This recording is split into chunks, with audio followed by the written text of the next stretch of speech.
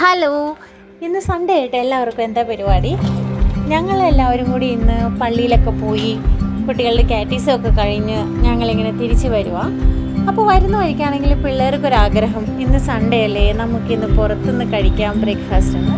അപ്പോൾ ഞങ്ങളൊരു റെസ്റ്റോറൻറ്റിൽ കയറി. അവർക്ക് ഇഷ്ടമുള്ള വട, അവർക്ക് ഭയങ്കര ഇഷ്ടമാണേ, വട വാങ്ങിച്ചു. ഞങ്ങളൊരു മസാല ദോശയൊക്കെ കഴിച്ചു.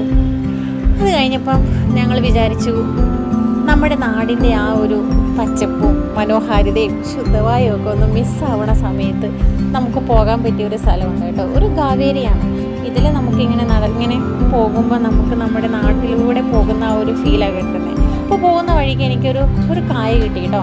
നമ്മുടെ നാട്ടിൽ ഒരുപാട് ഇങ്ങനെ വഴിയരി കൂടെയും കാട്ടിലൂടെയൊക്കെ ഒരുപാട് കണ്ടിട്ടുണ്ട്.